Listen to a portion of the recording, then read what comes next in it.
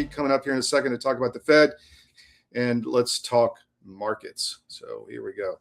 Tom, thank you for coming on this morning, man. Short notice. So what's going on, man? Trump lobbed a missile.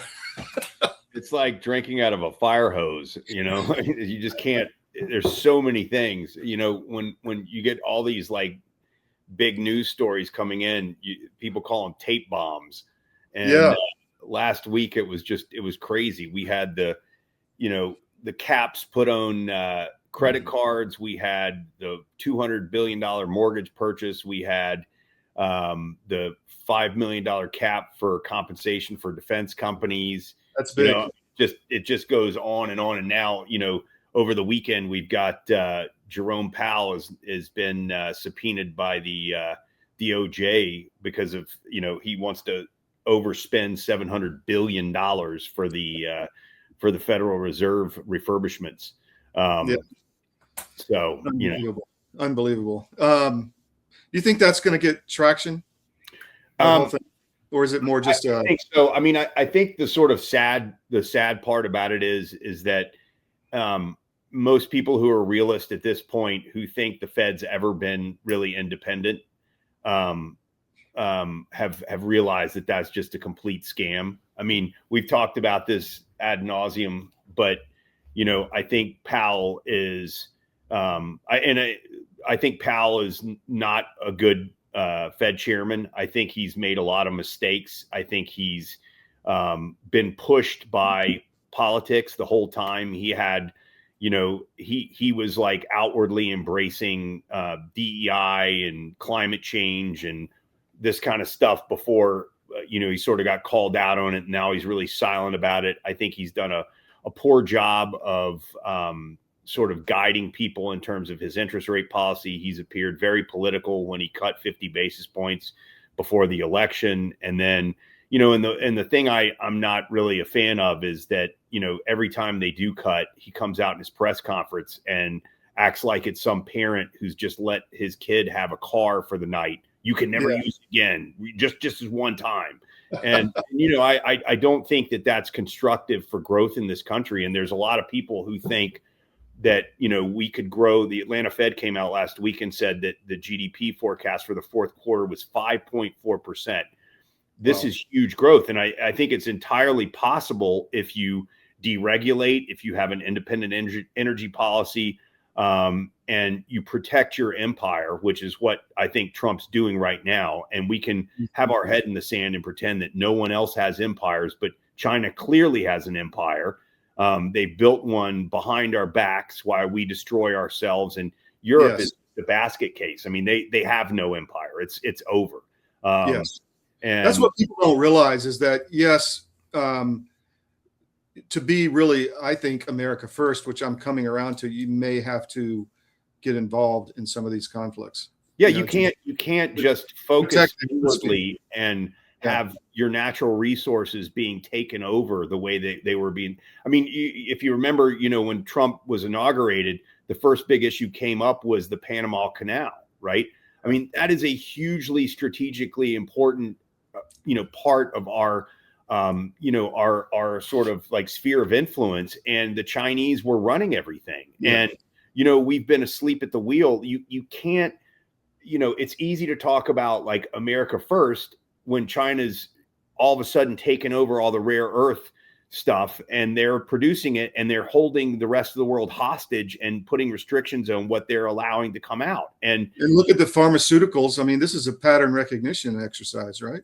I mean, this is what we do. Correct. Well, I mean, COVID was a prime example. The reason we had, and if you go back and look at inflation in history, like in the last 100 years, it's almost always a supply shock and oil.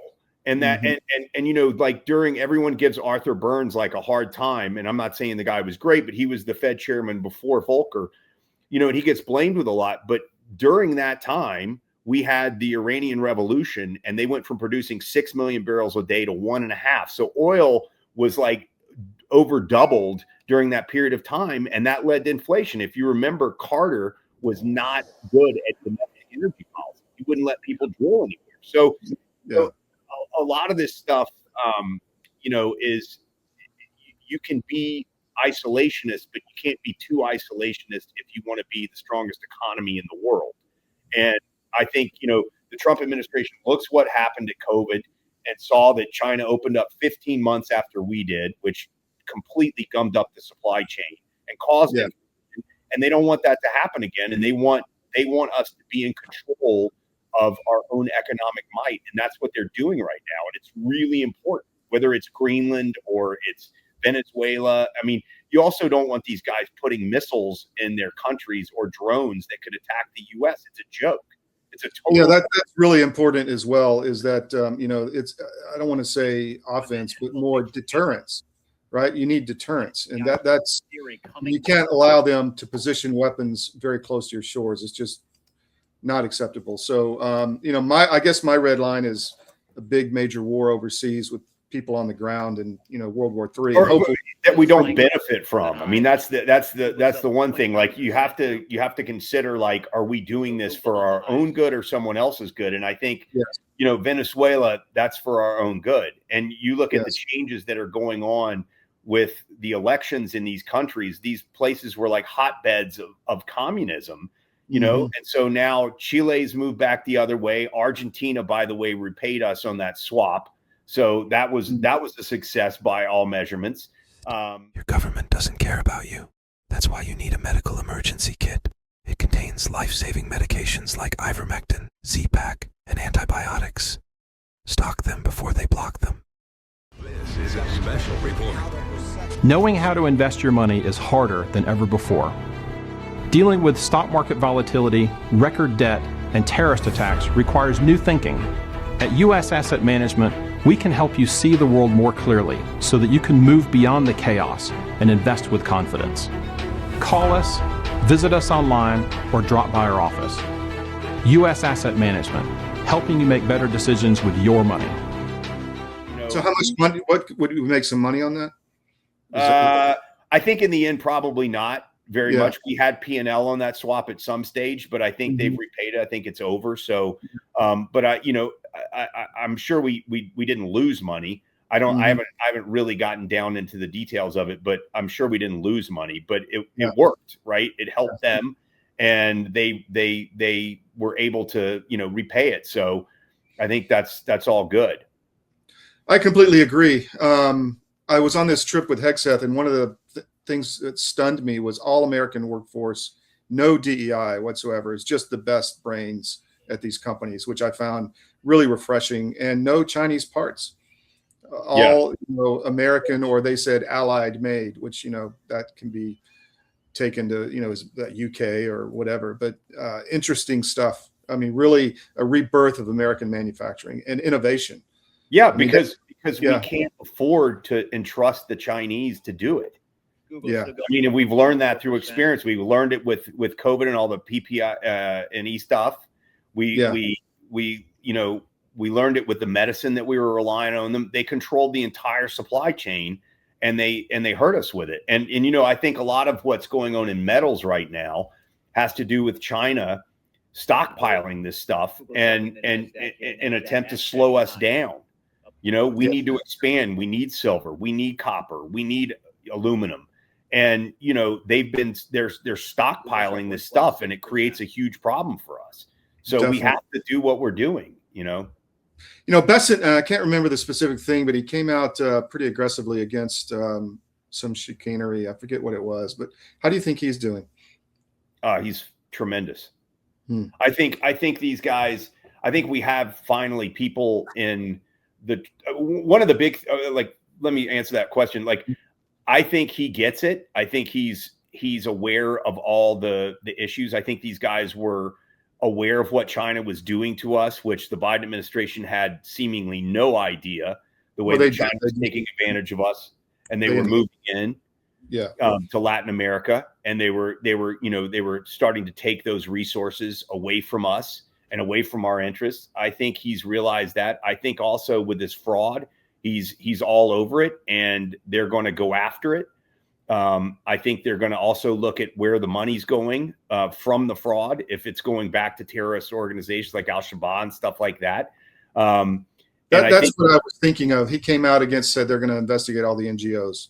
Yes. And- Well, and that's the NGO stuff is a complete joke. I mean, the amount of people who are employed on tax dollars making loads of money and actually do nothing except disrupt, it's astounding. Yeah. So I think but I think, the bigger picture is also with the Fed. I think in the past, the Treasury and Fed have worked very closely together, and I hope that happens again. And I think that's probably, what the footprint's going to look like going forward. Yeah. What about the markets? Anything you see in the markets right now? Well, like I said, I think people's GDP forecasts for 2026 are pretty high. So I think we're going to see, as long as there's no like huge disruption, anything like completely unexpected or blindsided or blowups in, outside of the US, I think we're going to have a very, positive year. I think, AI is a little bit toppy right now. It's been like an amazing performer. It outperformed the Mag 7 outperformed the S&P last year. But I think that if you look, inside of it, a lot of the cyclical names, home builders, housing, this kind of stuff, I think is going to do really well this year. And, as the economy grows, a lot of the consumer stocks are going to do a lot better. I think, if you get between, 5 and 6% GDP growth, which a lot of people thought was impossible, a couple of years ago, you're going to see some real improvements in consumption and spending, consumer spending. So Outstanding. Tom, thank you very much, man. you got Appreciate it anytime. All right. Take care.